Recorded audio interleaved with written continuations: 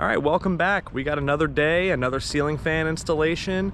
Customer said that they already took the ceiling fan down. We're just here to install the new one. They didn't feel comfortable doing that. So should be pretty straightforward. We'll see what we're getting into, but yeah, let's do it. All right, so right off the bat, we have something that's a little interesting here. Customer said that the previous fan had independent switches. So they had one for the fan, one for the light, okay? Pretty common. Here's a new fan here, already down. But when we look up in What is that? the box, he had stated that they only disconnected one set of wires, which is fine. But there's only one hot lead in here, when there's normally two for independent operation. But then you have this guy up here that's cut off. So we're gonna have to do some investigating, see what's going on with this first before we just slap the new fan up here and see if we can get this working properly and how the customer wants it. All right, so first step is we want to make sure none of this is hot while we're working on it up here. So it shouldn't be with the switches off, but you can see our hot lead is dead, nothing going to the ground, nothing going to the neutral. And we want to see what's going on with this being cut off up here, if this is that other switch that we're going to be using or what's going on with it. So it's not hot, which is great. Regardless whether we use it or not, we want to make sure it's going to be safe. So hopefully we can get some slack out of this, which we can. That is great. And we can get that stripped back and at least wire nutted if we are not going to be utilizing it.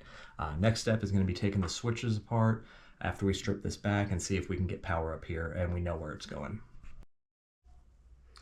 All right, so I got everything taken apart, so I didn't bore you guys with that whole process, but definitely have some interesting wiring here. It looks like they ran 114.2 up to the light box using the neutral as a hot conductor and the hot, and then the second set of wires that's up there, I believe they're using as their neutral, which is then completing the circuit. So definitely a little strange, not how we would have done it, obviously, but with this being a previous install, you know, it seems to be safe. There's no continuity or anything like that. I have double checked that both the whites up here, this one and this one, are both of our hot conductors, and then they were utilizing this as the neutral for the return path. It must have been my 6th or even my 7th sense. Again, not how I would have done it, but again, with it being a previous install, they haven't had any issues with it. You know, we'll go ahead and make this right for them, but what we'll at least do is anywhere where the white is conducting, we're going to go ahead and tape that black so anybody in the future knows that that is actually going to be carrying current and hopefully doesn't get themselves zapped. But yeah, we'll go ahead and put this back together and see if we can get this fan installed for them. So just a quick update here. We went ahead and taped our white that is actually carrying current, black. We have our other hot lead here. We went ahead and braided the grounds together with a little jumper here. We have our return neutral, and then the other black we just have capped up here. That way it's safe just in case if some possible way it was ever to get energized, it's capped in there and we're good to go. So now that we got that done, let's go ahead and try to get the fan up.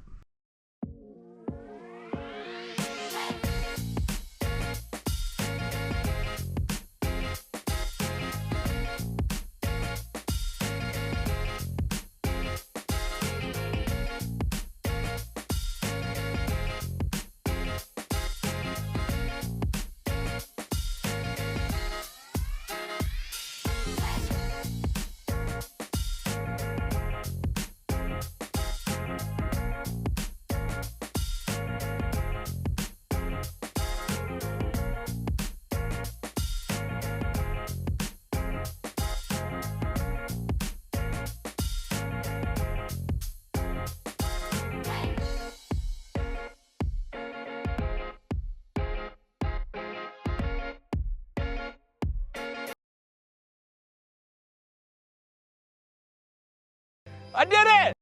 All right, guys, another successful install of the ceiling fan there. I just want to let you guys know that, you know, sometimes when you run into weird wiring like that, it's not necessarily wrong, even though it's not how you guys would have done it, or how it should be done necessarily. But whenever you run into weird things like that, it's always best just to take a second, take apart the switches, see exactly where power is going, what they're doing, because, you know, you never want to hook something up incorrectly and then it short out the fan. You end up, you know, having to eat that cost or making the homeowner spend more money. So just take a second, make sure you get a full grasp of what's going on, and then get it installed, and customer's happy. So we'll write up a quick invoice and on to the next one. See ya.